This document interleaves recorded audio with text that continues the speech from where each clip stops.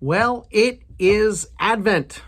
It is time to celebrate the birth of Jesus Christ.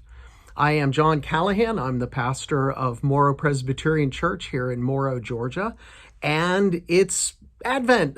Jesus is going to be born on Christmas Day, and it's an exciting time. And I don't know about you, but I want to be happy during this time. I want to be giving. I want the world to stop revolving with all the bad things that are going on. And yet I realize that even during this time, during this month of December, that we might not be too happy. We might not be very joyful. We don't feel the spirit of Christmas because, quite frankly, bad things do happen. Bad things have happened.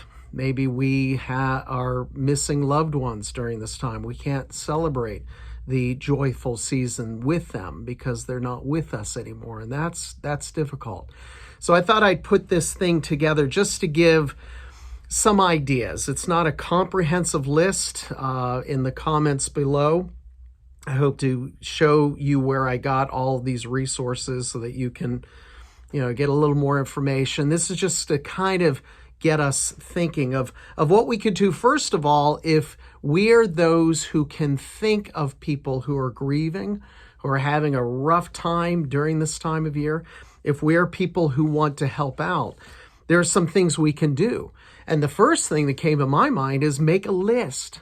Make a list of those people who are grieving loved ones. We can't just kind of think about who they are, put them down on paper, and that'll help us to remember who they are.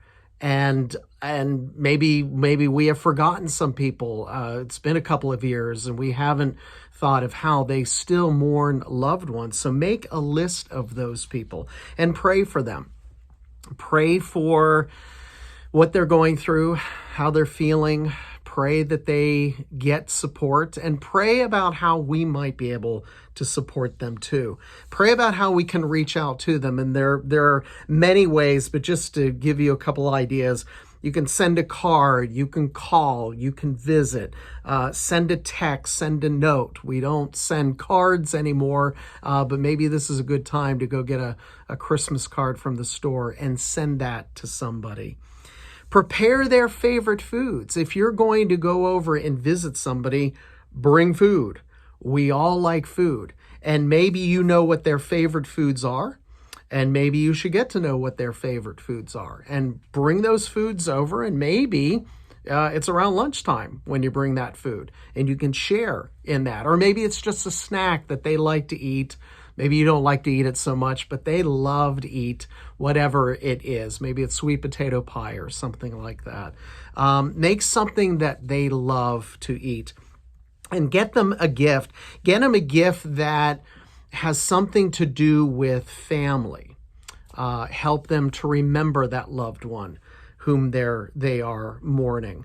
If we're going to pop by and visit, make sure you also spend time with them. And what this one website means is that go and spend time, a couple of hours, but maybe go and plan an event and go out somewhere. Maybe go to the person's favorite restaurant or go to the park when it's not so cold of a day outside, or go see a movie or whatever it might be. Spend some time. Oh, that's another one too that I wrote down. Go to the gravesite.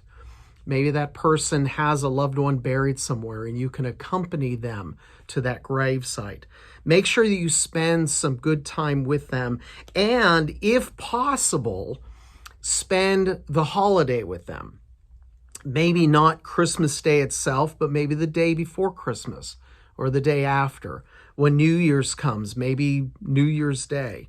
Celebrate that day with them. If you're family, make sure you spend time with those people on those days, because that might be when it hits them the most. It's the actual holiday. They don't have their loved ones and they are feeling rotten. And we want to make sure that they don't on those specific holidays.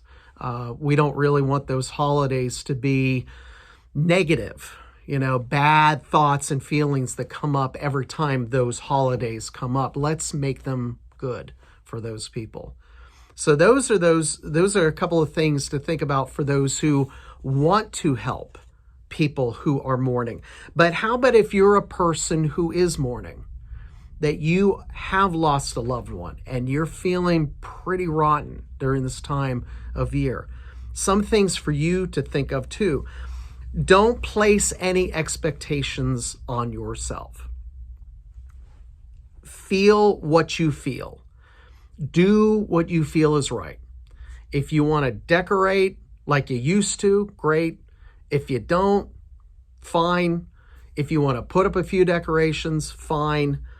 You want to get a few gifts, you don't really want to get any gifts, fine. Do what feels right. And we who are meeting with these people need to give them permission to allow them to do what is right for them for the holiday. Express your needs. Express your needs to your loved ones, to your family, to your friends. Express your needs to God. There are many psalms in which the psalmist is blunt with God and even saying, "Where are you? When will you come to take me from my sorrow and my suffering?" So be honest with God. Talk to your friends and your family on a regular basis. And if you don't normally do this, maybe this time of year, be in contact with them more. As friends and family, we should be in contact with them every day. But you who need to express yourself, make sure that you are expressing yourself, that you make contact with your family and friends on a regular basis, maybe each day during this time. We were talking about good foods. And maybe you yourself need to make that favorite food that you eat during Advent and Christmas. And maybe that food you shared with your loved one. Make those favorite foods and eat them in memory of that loved one. Create some good memories. Again, we don't, as people who are mourning, we don't want this to be a completely negative time, but create some good memories. Some suggestions are light candles in memory of your loved one. A wreath, make a wreath and put the person's picture somewhere near that wreath. An ornament, you can also maybe make an ornament and have that person's picture there.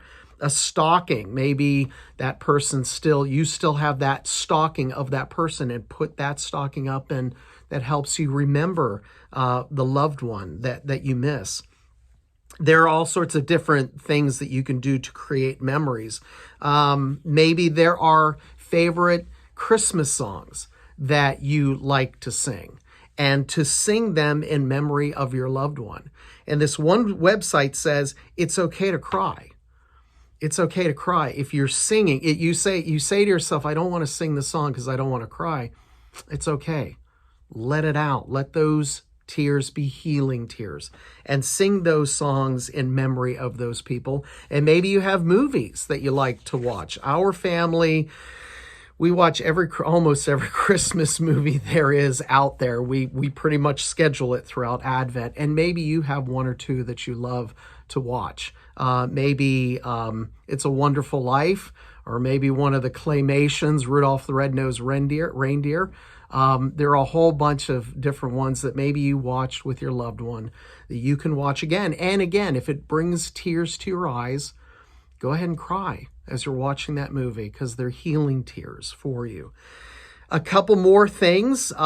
If you have a meal on Christmas Day, New Year's, then make sure that there's an empty place for your loved one, or maybe for your loved ones. If there are a couple of them, make a special space to say, this is where we honor them and we welcome them to the table.